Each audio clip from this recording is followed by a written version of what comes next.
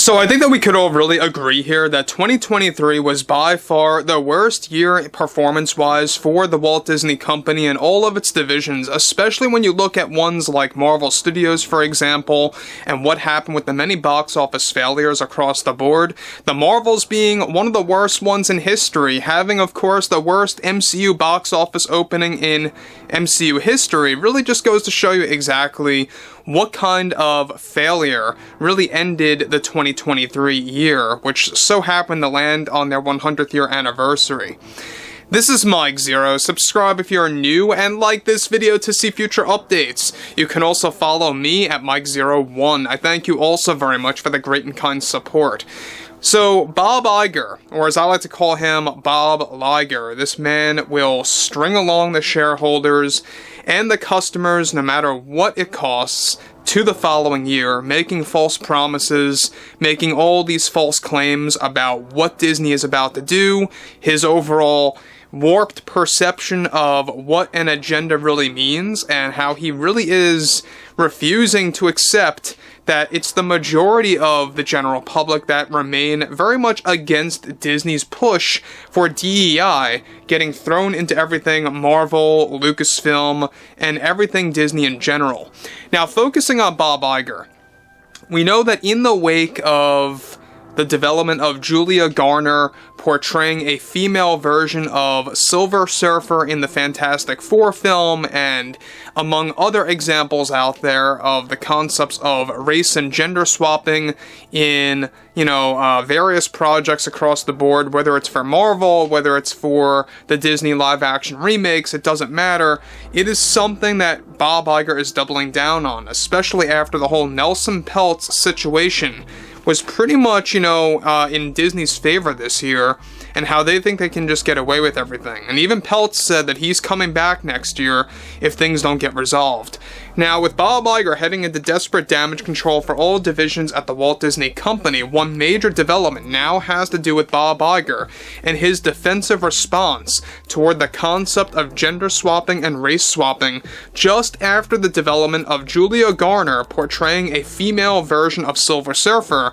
in Fantastic Four 2025. Iger went on to deliver the following.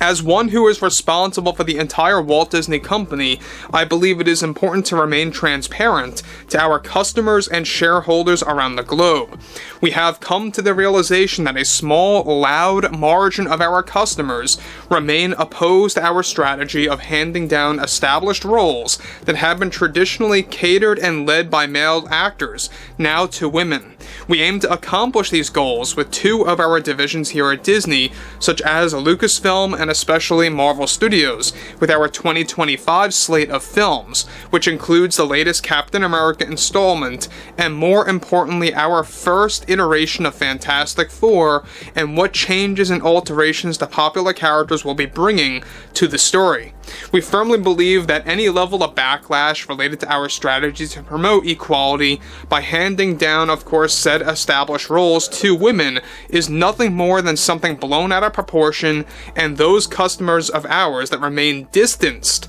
from change and evolution in a Marvel product as big as this. What we find very offensive here at the Walt Disney Company, coming from that same small margin of our customers that are very loud and opinionated, is how we have realized that they are the very ones attempting to change and alter their perception of what the Walt Disney Company is all about to others. We are not about any level of agenda, and when that same small margin of our customers labels our move as an agenda, I don't think they really know what an agenda really even means. We really urge any inflammatory opinions to remain silent from our other customers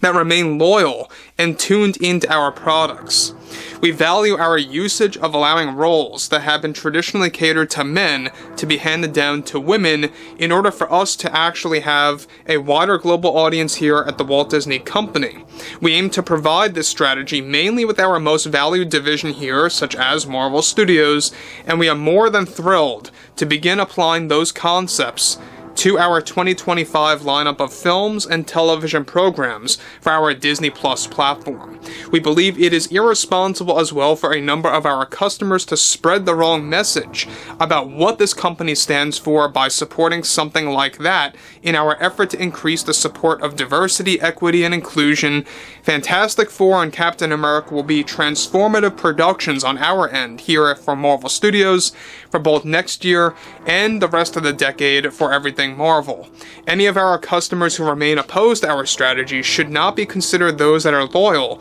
to the legacy of the Walt Disney Company and what it aims to accomplish throughout this year and the rest of the decade. Now, let me just stop here before I move on to what Bob Iger is spewing next. Now,